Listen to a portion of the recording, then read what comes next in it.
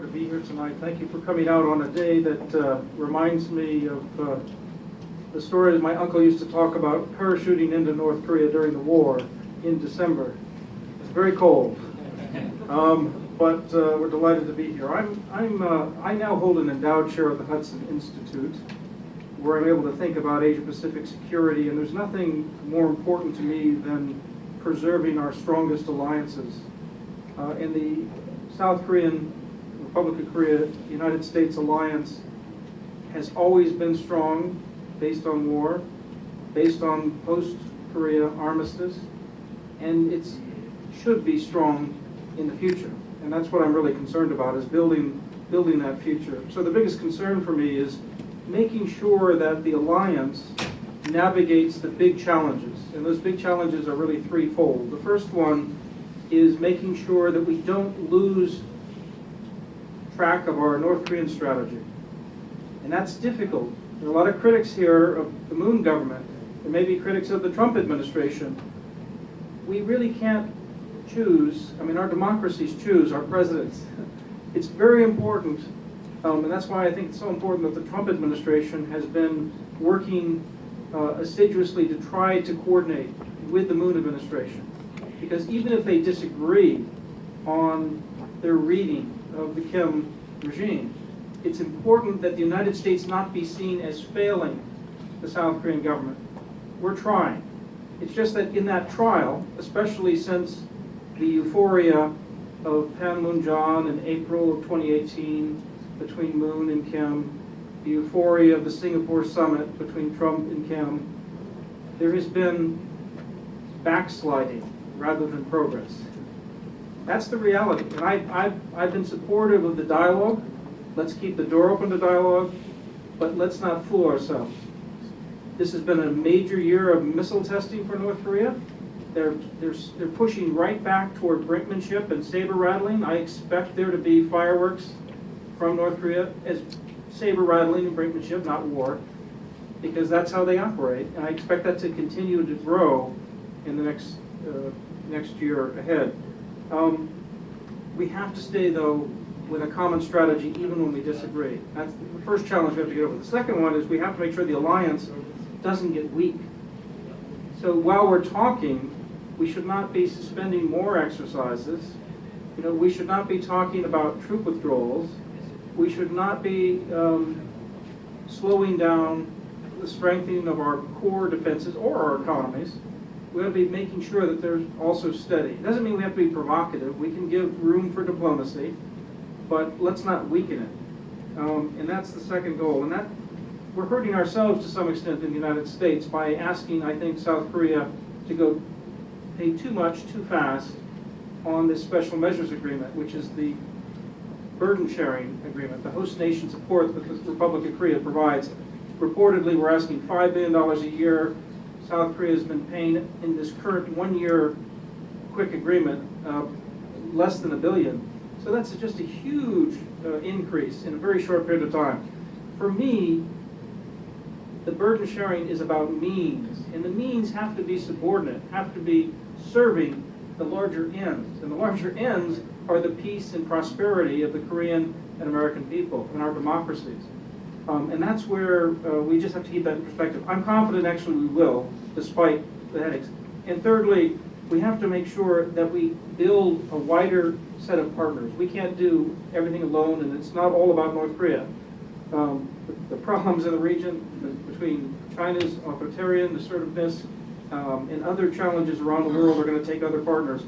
The most critical decision for the Moon administration in the next 10 days is to reverse itself, or for the United States to help him not lose face by reversing his decision to suspend the intelligence sharing agreement with Japan.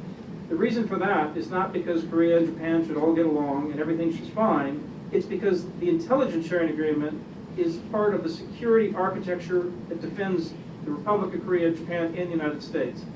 And we cannot share intelligence at the speed of combat should North Korea start firing a missile. And where are they likely to fire it? They're likely to fire it next year at, frankly, Japanese in the East Sea. That's my prediction, because that's where the gap is. And North Korea will go for a gap. Will South Korea defend Japan? Will Japan be able to act? Will the United States be diverted? All of those are weaknesses we have to overcome. And Kapac has a lot of roles that it can play because the dialogue is so important. I guess one area that I would highlight, though, would be I work very closely with a lot of young Americans, including young Korean Americans. 1 minute. Right, and that's perfect. So my former assistant, Hannah, from Kentucky. I mean, what a wonderful Korean American. She's American, but she loves Korea. She's led the Korean trips that we did at my former institute, the Center for New American Security. With my help, she's now up at Harvard University getting a higher degree. My other research assistant recently, Christine Lee, another great Korean American. These are the brightest, most energetic Americans of Korean descent and ancestry who love the Korea-U.S. relationship that I know. And it's just people like that, getting them together with young Koreans and getting them out into public to talk about this relationship. We'll talk about the next 50 years, not just the past. So keep this alliance strong. Don't lose track over our North Korean strategy. Keep the alliance strong and make sure we don't ruin ourselves with ripping up intelligence sharing agreements. Thank you. Thank you, Dr. Cronin. The next panelist to address the two questions are Co-President of KOGAD, former Minister of Defense, Kim Young.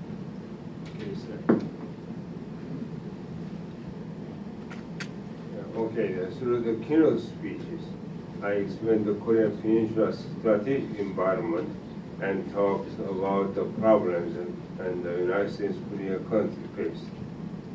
Now, I will explain these issues more in detail from the Korean viewpoint. In 2004, the Roh Moo-hyun administration initially demanded the transfer of the wartime operation control. After years of discord and compromise between two countries, the issue was settled by reaching an agreement that the transfer will be made when certain conditions are met. President Moon Jae-in is now accelerating the process to complete the transfer of wartime operation control during his term.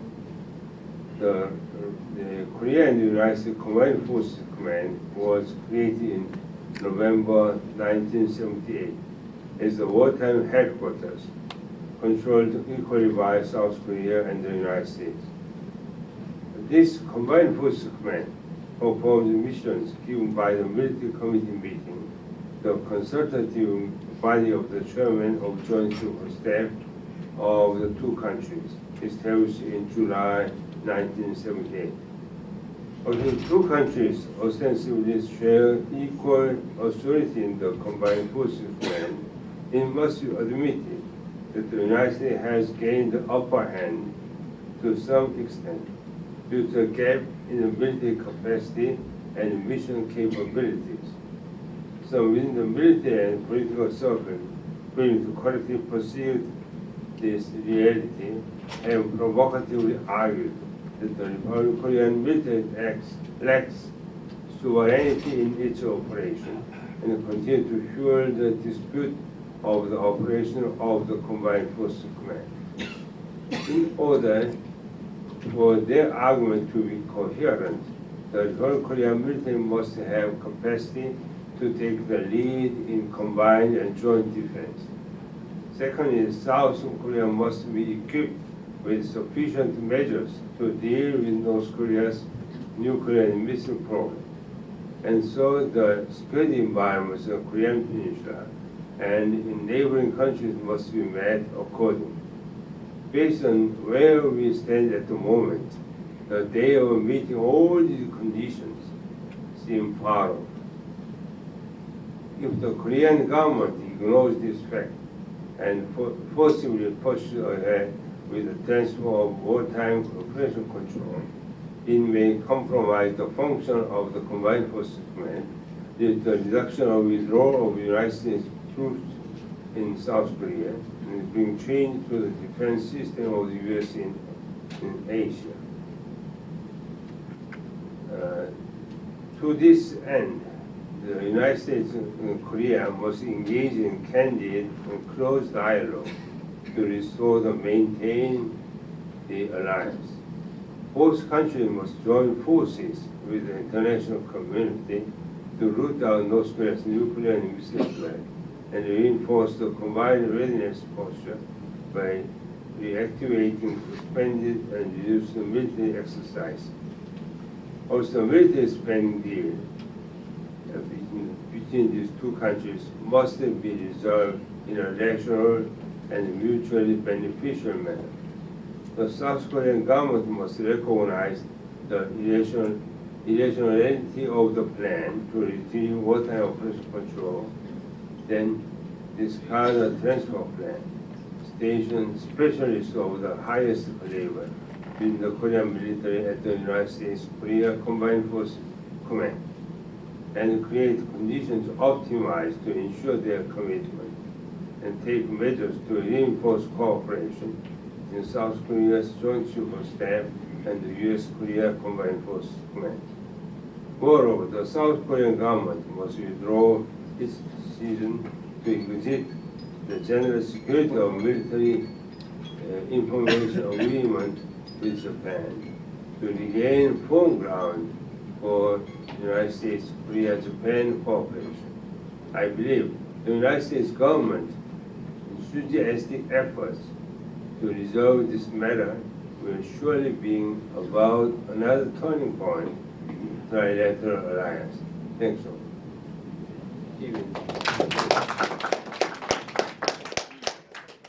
Thank you, panelists, for observing the time well. Our third speaker is Mr. James Fisher of the Veterans Administration Advocates.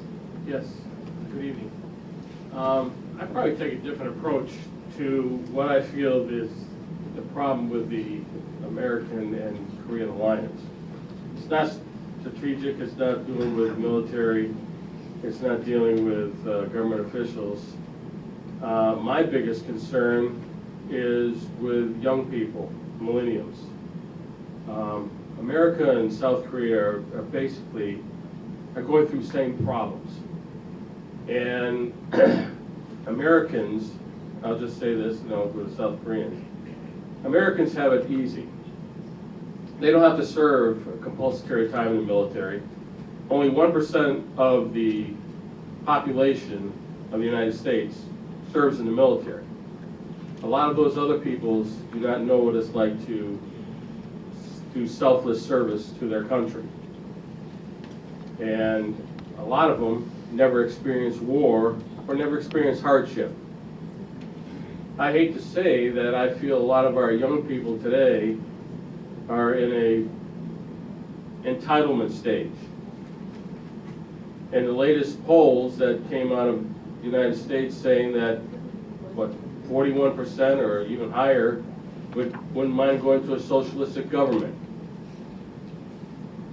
When I went back to Korea for the Olympics, I took some Korean War veterans with me, and it was cold.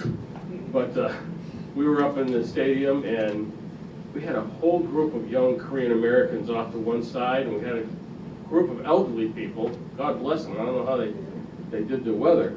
But when the South Korean contingency came in, the whole stadium went crazy. The whole stadium went crazy. And then when the North Koreans delegation came in behind them, half this crowd booed and half the crowd hooray. Does anybody know what crowd booed? The millennials. It surprised us. And we were just shocked. The Korean War veterans were shocked. And all South Koreans speak English now, better than me. And we were asking them, we're just wondering why you booed the North Korean contingency. And they said, we don't dislike the North Koreans. They're people just like us. And just like I said, we don't like their regime, but we booed them because we feel that we have a lot to give up. I mean, what do you mean a lot to give up? Well, we've had a great education. We haven't experienced war like my parents and grandparents have. We have great education. We've got jobs. We've got all the latest edition of the cell phones. And they were happy, but they were afraid that they had to, if North Korea was being forced on them to like unification, they were very concerned that they're going to have to pay for the unification. And that's basically a lot of like the same mindset of the Americans. The Americans are very, and I'll say this, selfish. Okay, they've got everything they want. They haven't experienced war. They haven't experienced hardship. And I'm afraid, you know, what I see when I go back to Korea, a lot of young Koreans are starting to fall into that aspect. They've never experienced war. They never had a really service. They've got compensatory time. But that leads toward lackadaisicalness. It leads toward reliance on other people and so forth. After a while, we get weak. Okay? And if we don't keep this alliance going, we could all be in the same boat of, you know, and the other point, let me do a sidebar here. We were talking to a lot of South Korean young people, and they wanted all the U.S. troops out of there. Some didn't, but the majority of them did. And I had to think about it. Well, why would they want the troops out and the bases out of there? Well, they, like I say, they never grew up in a war. That was the thing? Okay. They never grew up in a war. 45 seconds. 45 seconds, and counting. They never grew up. And how would I feel if another foreign country was having bases in my thing and dating my girlfriends and so forth like this? Really? So that's where I feel the alliance needs to be taken care of, is education of the millennials, not only in South Korea, but in the United States, to keep this alliance strong. Thank you.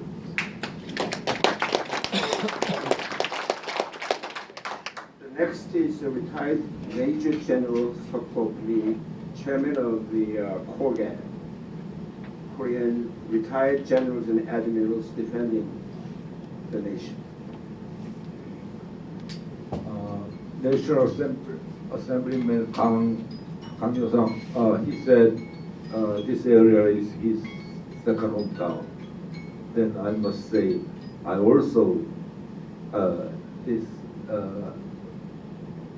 Washington D.C. area is my second hometown because in 1985 I graduated from National Defense University, the only military school in D.C. area. And then in 1988, I started Maryland University graduate school. So I'm so excited to be here again. Before I came to here, we made advertisement in newspaper, 조선일보, about our visit to this conference, and some of my acquaintances and generals asked me to deliver these messages to the U.S. leaders, U.S. Korean American leaders. So I summarize just two messages to you.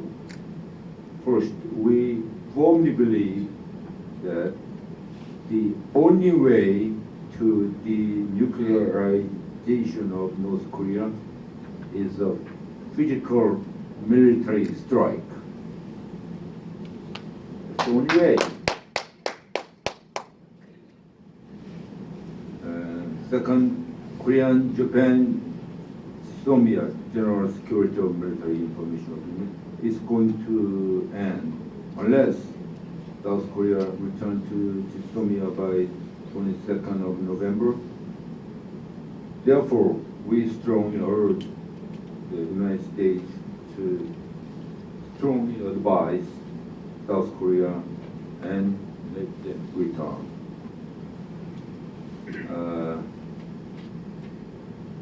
I'd like to discuss in detail on these two topics if you have any questions.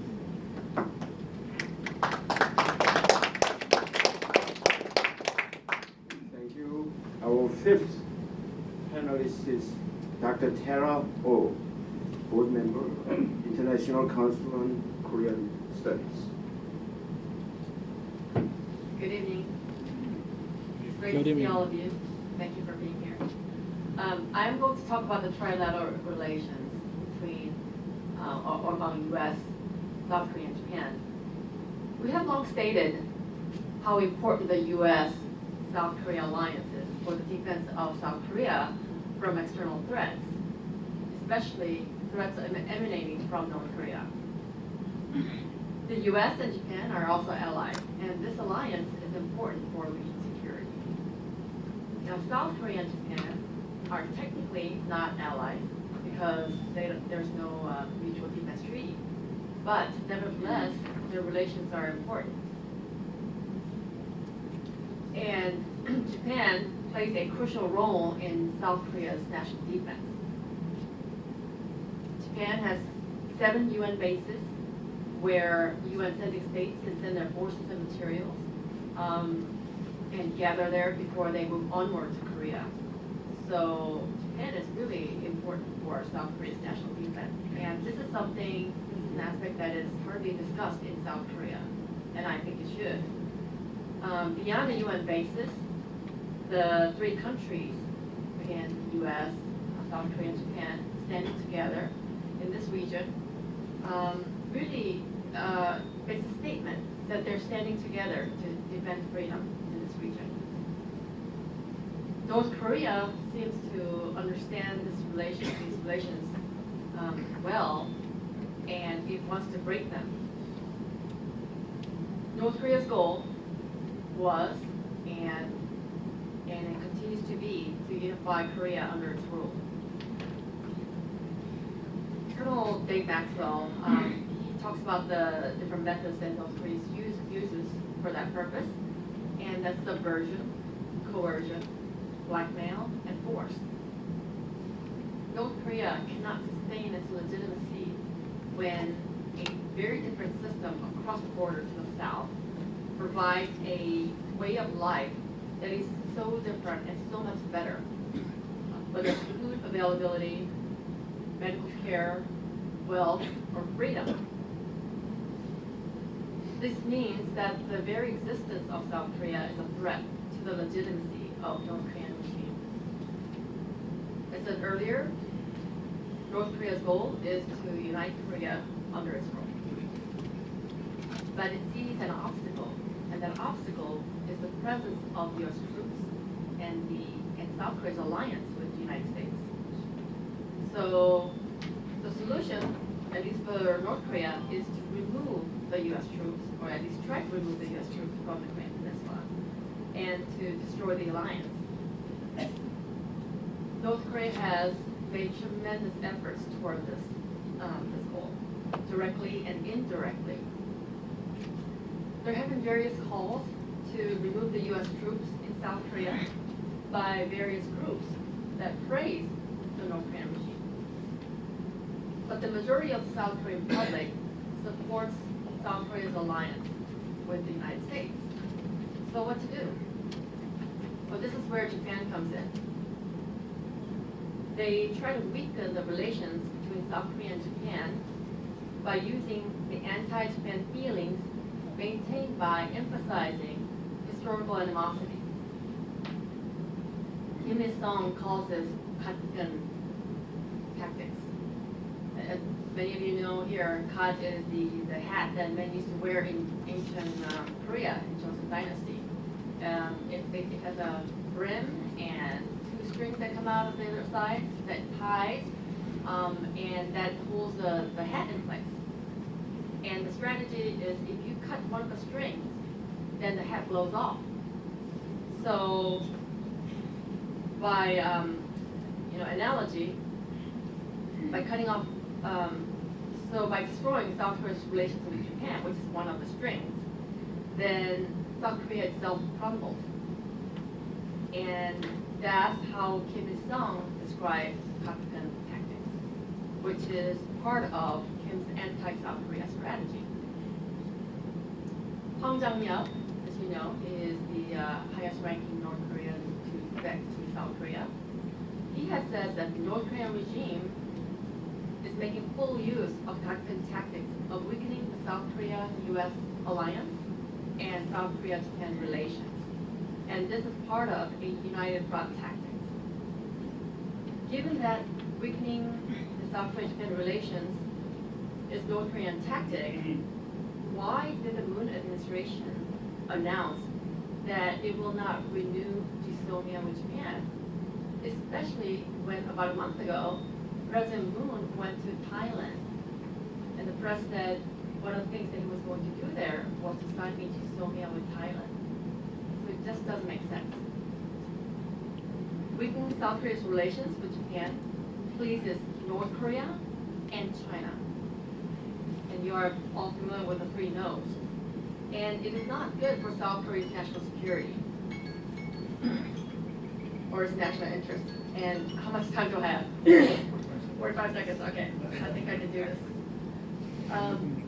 Civic groups, including the retired generals, Corgat, many of members who are here, and retired Foreign Service officers have made public statements strongly condemning the government, South Korean government's position, and to call for renewing GSOMIA with Japan.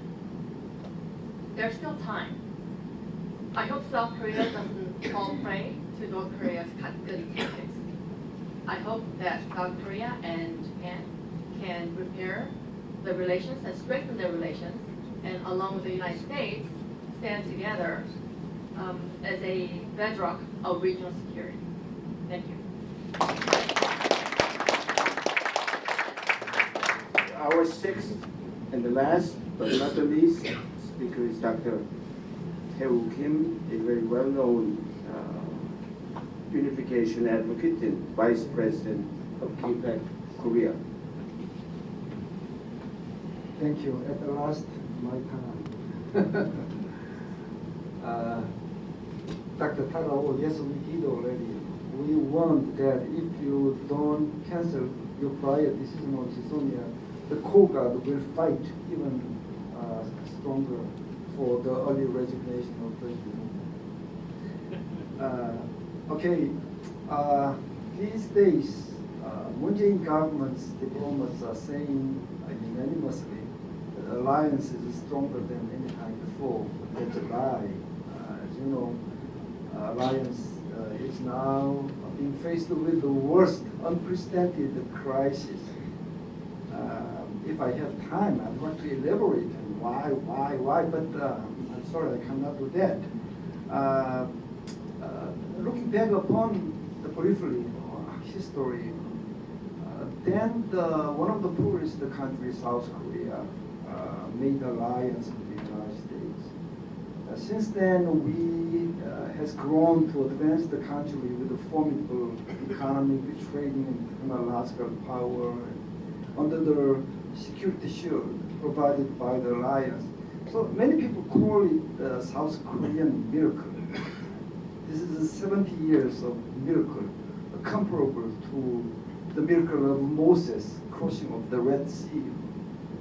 But unfortunately, that miraculous 70 years, that history is now standing on the crossroad of death or life as the alliance crisis deepens. This is my assessment.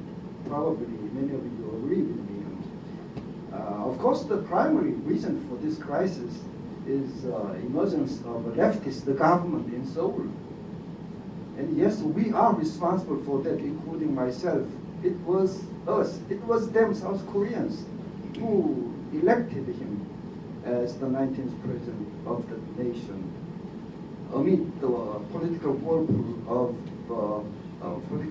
over the impeachment of President Park Geun-hye, and without good chances to sufficiently verify the ideological identity of the candidate. So this is what happened.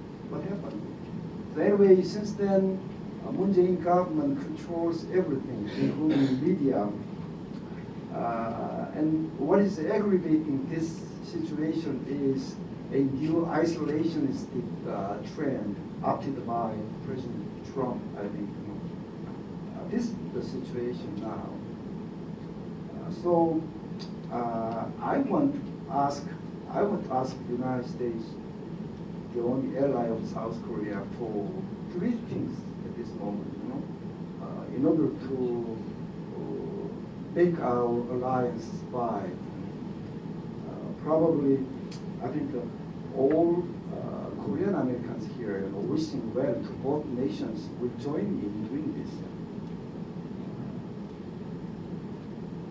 First of all, we should recognize that our alliance crisis is much more serious than a crisis we had in the past. In the past, there was no something like ideological incompatibilities between two governments, But the current situation is entirely different.